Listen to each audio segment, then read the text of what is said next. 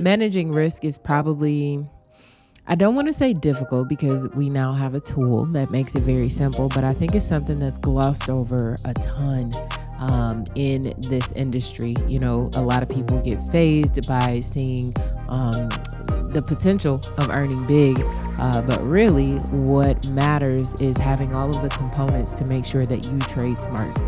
So today, I'm going to break down USDJPY, but I'm also going to show you how you can calculate your lot size quickly and easily by utilizing the multi-pair trading risk calculator. Okay, so real fast, just I haven't gone over the setup yet, but I want to show you real quickly.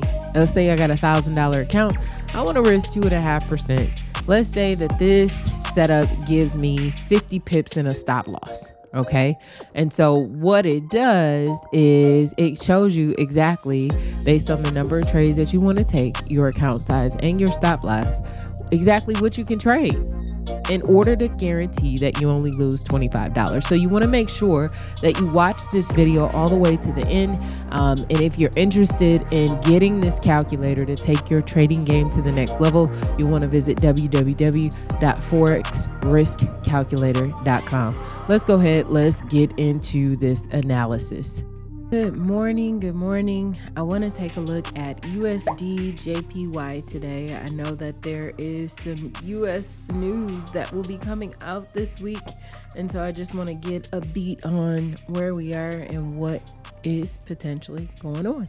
So in this video, I'm going to walk you through step by step how I plan to approach this pair. And I'm gonna do a multiple time frame analysis. So let's dive in. Today I'm using Smart Trader, and I really like it. I'll show you throughout the video some of the features that make marking up a ton of charts really simple. If you want to try it out, you can do so for $4.95 by clicking the link in the video description. And if you want to mark up charts with us, we do have a mentorship group and a free opportunity. You can check the link in the description for those too. So I'm going to assume that there are more new people watching this video than older people. So I'm going to start from the very beginning. And for those of you who have watched this channel for a while, you already know what I'm doing. So you're probably pros at this part. But what I'm drawing out is a 5 candle formation that I look for on every time frame. So when people say they're doing a multiple time frame analysis, they're going through and identifying key levels where price has the probability to reverse, right? And so that's what I look for. When I see this is called a swing high. Like I said, 5 candle formation, high center candle, 2 to the left and 2 to the right. I know that that's an area that price has respected before, right? And so when I'm looking for the inverse, it's the opposite. It's a low center candle, and I can't believe I just deleted all of those. Low center candle, 2 candles to the left that are higher, and then 2 candles to the right that are higher. So that's what I go through. That's where I look for the most significant key levels on every time frame. I start off on the monthly and work my way down, and we go from there. So I'm gonna delete these and we'll get started. All right. And so as I mentioned before, I'm using Smart Trader, and I'm gonna go in. Now you could do this stuff automatically with the system. I still like to go in and I like to identify by hand sometimes, or I guess manually. Hand is not the right word. I like to go in and identify manually what I see. But one of the benefits of having Smart Trader is the smart tools. And so what I would have had to identify manually, I can go in to my smart toolbox, click a button, press smart support, and it shows me where I need to place my support lines. Now I'm on the monthly. The only thing I got to worry about is the color of the color of my charting, my horizontal line, so I know what time frame I'm on. So once I've done that, I get rid of smart support, and then I add smart resistance, and it tells me where my resistance point is on this time frame. So I've done that. I'll get rid of that. Now I'm gonna drop down to the weekly and do the same thing. Go in here, grab smart support, So it's showing me I'm going to choose my most significant key levels, because when I zoom out, this chart is probably going to look crazy, right? And so I'm going to pick this as my key level. And because we are on the weekly, I'm going to turn this blue. That's my weekly color. I'm going to get rid of smart support. And then I'm going to turn on smart resistance. And then you'll see we got our resistance point there. And then I'm going to turn that off. I'm going to drop down to the daily and do the same thing over again. Turn on my smart support. Yep. And so we're on the daily. This is going to be red. Let me change this red. And then take it off. And then I'm going to do smart resistance, which it may not. Oh, it did give me something. Okay, so price. Oh, price is at a resistance point right now. And then I'm going to do this one right here. I am going to make it a little bit thinner and change the pattern a little bit so that I can see. Then I'm going to drop down to the 4 hour. Oh, let me get rid of the smart resistance. Jesus, what did I just do? Hold on. There we go. And let's get rid of. Oh, it's giving me smart pivots. Okay. And so I'm going to do the same thing. Smart support. And because I'm on the 4 hour, we'll do this in gray. And I don't want those thick lines. I hope y'all can see. I really like my charts clean. And I do the thick lines so that everybody else can see what's going on. But it will bother me to no end. So let me take this off. So we are down at the 4 hour. And let me change these. This, I prefer. I only do that different pattern when I get down close to another level. And actually, what I'm interested in, I'm going to get rid of this. I know it's there, but I need my chart together. All right. Okay, so I just want to see where this is the 4 hour, where we are on the fib sequence. I'm going to go to the daily. So UJ been on the up. The up trend since December 2020. So everything that goes up must come down. Let me see where we are in the fib sequence. So I'm going to go and I'm going to grab my, and I know the chart looks crazy right now because we're on a higher time frame, but as we drill down, like this will get better. So I'm going to go to my lowest point. I'm going to click under that lowest point and wait for the fib to expand. And actually it's not giving me what I want. So let me go back to this lowest point. There we go. So on the daily, this is the current fib sequence. We have A low, B high. Then we had a less than a 38.2 pullback. So less than 23. Well, initially, let me zoom in so y'all can see. And let me slow down and get my thoughts together. This was A low, B high. This was our C at the 23.6. Price stalled out at the 118.127 up here, right? And then it came back, tried to make a deeper retracement, but still didn't hit the 38.2.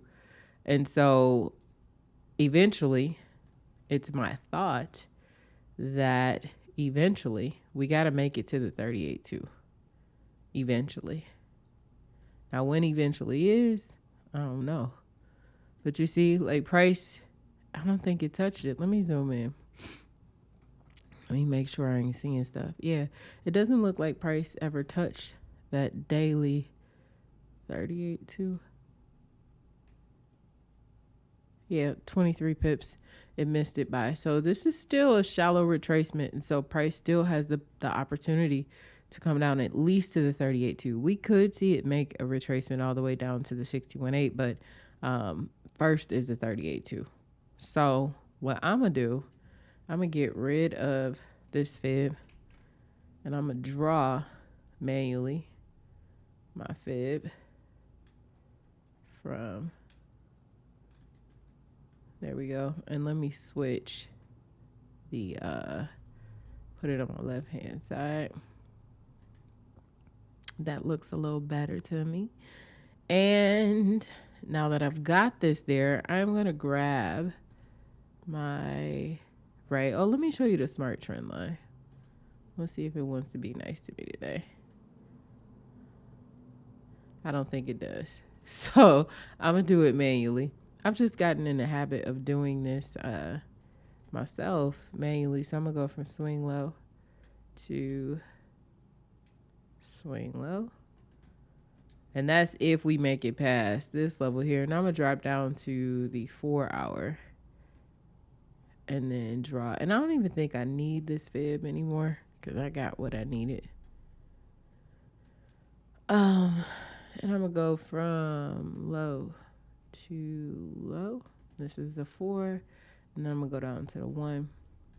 And I'm drawing my trend lines in an upward manner because price is at a key level right now. This is the daily resistance. And so there's great possibility that this could break down. Great possibility. And I'm just going to go down even lower. You don't have to go all the way to the 15-minute, but sometimes, you know how baseball players steal bases? I think of getting in on a trade early as stealing. So I'll go down to the 15-minute, and it's aggressive play, but you got to be careful because it can, it can fake out on you. Things could show you one thing and it'll actually be another. So I'm not even going to draw this. I'm going to show, let's see. Yeah, I got a lot of trend lines on here. Let me see what my smart fib tool says. That's not what I want. Let me go back up and see. That's not what I want either. Bear with me, y'all. There we go. And now I'm going to grab this and I'm going to hit this. And this is the current fib on the hour. So we got A low, B high, very shallow retracement at 23.6, a stall out at the 118.127. And so price, the reason these are colored, so everything in between A and B, these are retracement levels. And what I like to think of as entry points, and everything outside A and B are extension levels. And that's where you take your profit. So the colors actually match one another. So you have red to red, blue to blue, green to green, and then black to black. And so theoretically, this shallow retracement, it didn't even come down and touch the 23.6. There was so much momentum, with the Japanese yen being weaker than the US dollar, that price continued to move up, but it doesn't look like it has enough momentum to hit this 137.892. And then you have a key level of resistance at 137.5, right? And so there is a great possibility that we could see something like this, where we start to see price break down and come back at least to this 38.2. Now I'm drawing waves. I'm not saying this is exactly how price is going to move, but price doesn't come just straight down unless something crazy is happening in the market. But price moves in waves. And so I would love to see UJ come down at least to the 38.2. Now, on a higher time frame, there's probably a bigger move. I'm not going to go over that right now, though. Just giving you the short-term play of what we potentially could see. All right, so I do want to show y'all how I would potentially set this up. I am not saying that you should do this. I am simply saying how I would do it. So I'm going to draw out. Somebody asked, how do you figure out your stop loss? How do you figure out, how you're going to play this? And I know that if price touches this 618D extension over here, and this 137.892, that the setup changes, right? And so my stop at this point is going to be just above my last high. This is a daily high, and so my stop is going to go there. And then my take profit, and actually I'm going to copy this.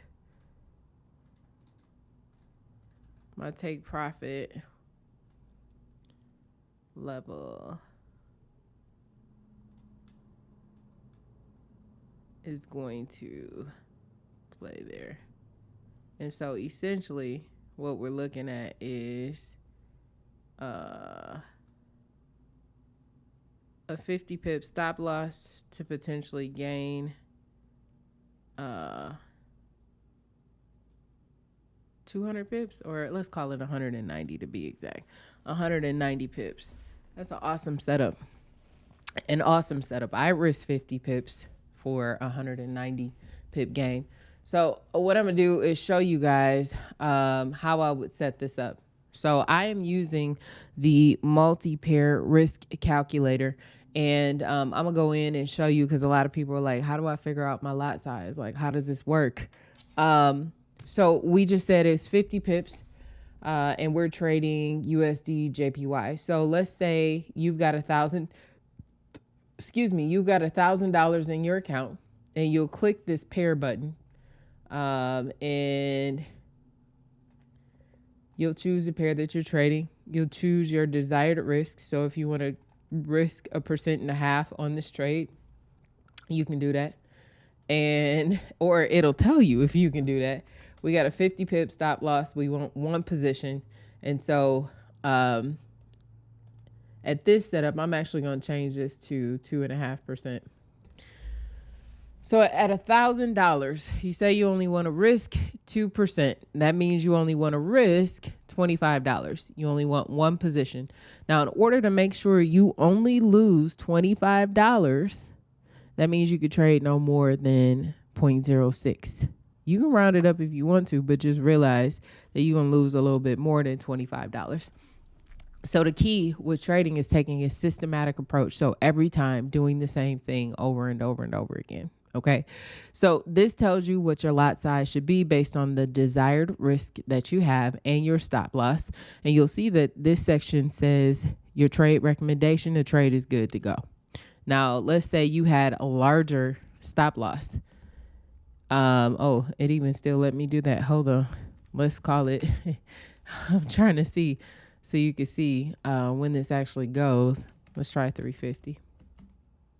So you'll see it'll change. If it's not right, it's going to tell you don't take the trade because it doesn't make sense, right? So I'm going to change this back to 50. And then you'll see over here to the right, you have your profit calculator. So it transfers over your maximum lot size that you can take. You'll put in the currency pair that you're trading, which is UJ in this instance. And then your stop loss, we're going to update that to 50 pips. Your account size is $1,000. Your potential loss is $25. And right now, against the US dollar, the pip value is 73 cents for every dollar for UJ. Right? And so if you win this trade, you would stand to earn, let me do this. You would stand to earn 191 pips, which means that you are risking $25 to make $95.50, which makes a whole lot of sense to me, right? So you can even go as far, like if you're trading multiple pairs, you can you can put all of the pairs that you have in here. So if you were looking at UJ again, you can go ahead and do UJ. We're looking at a sell setup. This one would be one that you activated and open. You would put your stop loss as 50 pips. You would put 191 pips as your potential profit. And when the trade is done, it'll show you, if this works. So let me make sure I match this because we're looking at a risk of 2.5%. There we go. Yep. So you'll see this just transfers. So it shows you down at the bottom the total of what you have open, what you have closed, and your total maximum exposure, right? And so it will calculate your running total. So if I put that I lost this, it'll say, okay, your total profit earned is you lost $25 and you lost 50 pips. But if we put win, it'll change it back and it'll be, you gain $95.50 and you gained 191 pips. You'll see over here the risk to reward is 3.82, so almost 4-to-1. It gives you the potential profit, the potential loss, and your maximum size. And then once the trade is closed, you'll go ahead and just select close, and you'll see up here that right now it records that there is no account risk because you don't have a trade that's open.